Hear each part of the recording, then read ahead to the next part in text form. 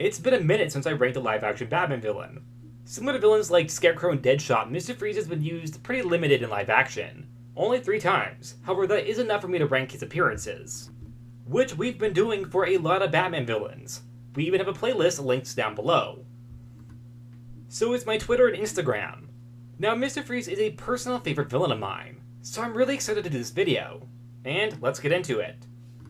I feel like I'm talking really fast and just rushing through everything I wrote down, but I really am excited to just talk about Mr. Freeze and rank the live-action appearances of the character.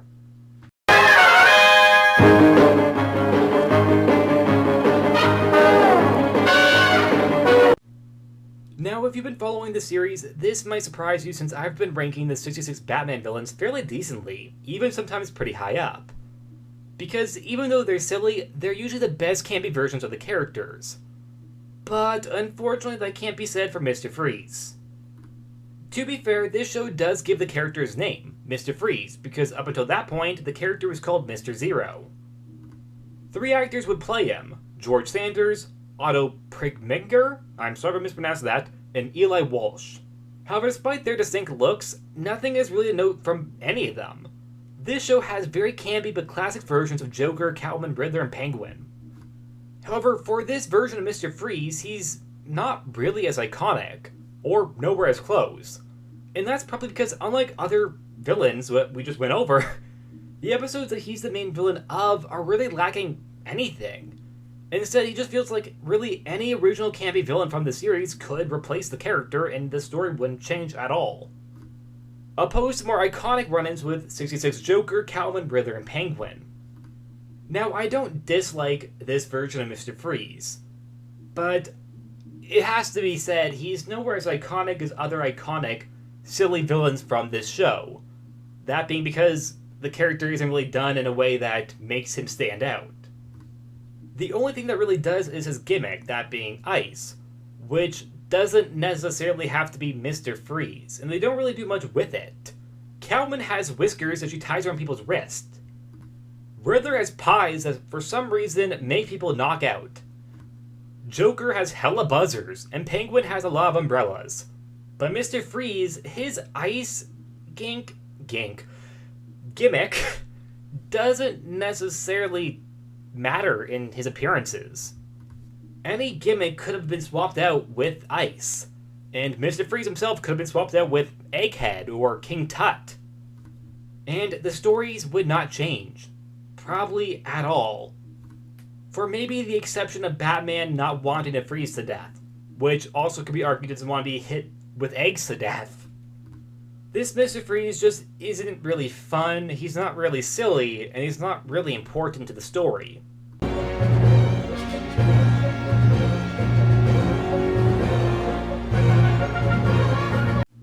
Second place is Batman and Robin, where the character is played by Arnold Schwartz.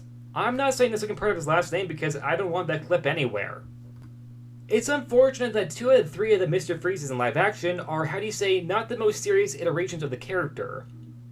But I do think the Batman and Robin version of Mr. Freeze is a better campy Freeze, because his ice puns are more iconic, and even though it is a very poor attempt at the character, and basing the character now off the animated series version of the character, and doing it really badly, he's certainly not a boring Mr. Freeze. You can say a lot about him, but boring is not a word that comes to mind. Also, Arnold just goes for it in his performance when he plays the character, which I think makes him feel more campy, but also oddly more with the actual tone of the movie. Opposed to 66 Mr. Freeze, where he kinda felt like he didn't really fit in. While this one stands out in the movie, maybe not for the best reasons, but for reasons nonetheless that make him, I think, a better Mr. Freeze than the other version from the 66 Batman show played by George Sanders, Otto Preminger, and Eli Wallach.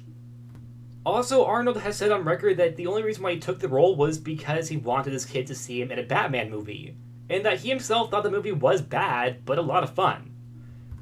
Which I think is very sweet, and it does, I think, match the tone of what he's going for in his performance.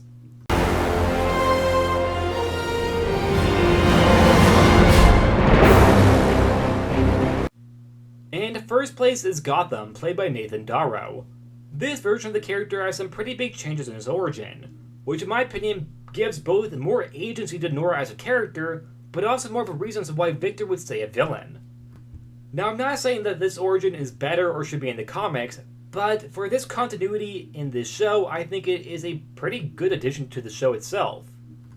He's a tragic villain even down to his accident in this version being an accidental side effect of a failed suicide attempt. Nathan also did a really good job portraying his emotional breakdowns in this origin episode, and not overdoing them, something that can occur in a lot of villain stories. It also helps that I think that the character has the best live-action Mr. Freeze costume.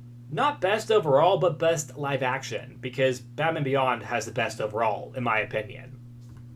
The character, unfortunately, like other villains like Firefly and Scarecrow, would suddenly kind of just fade into a team member type of role as seasons went on, being kind of a henchman to the Penguin. However, unlike Firefly, I would say that he definitely came above it in many scenes where the character was still able to show that he was Mr. Freeze, and was able to shine with some pretty cool one-liners. Yes, I said cool, because we're talking about Mr. Freeze. I know, stupid joke.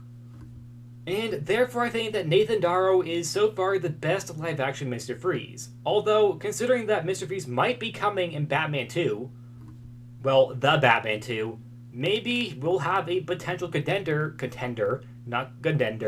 a potential contender for number 1 in the far future, because that movie keeps on being pushed back. I really pronounce contender as Gundender. And that's my ranking. I do think that it's kind of unfortunate that a great character like Mr. Freeze has only really been done justice once in live action.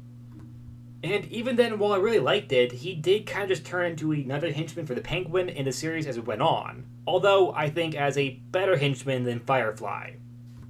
The character, I think, has been done best in animation, especially Batman the Animated Series, but also I think he was done pretty well in the Harley Quinn show, where the character does die pretty quickly, but I think what we saw of the character was pretty interesting.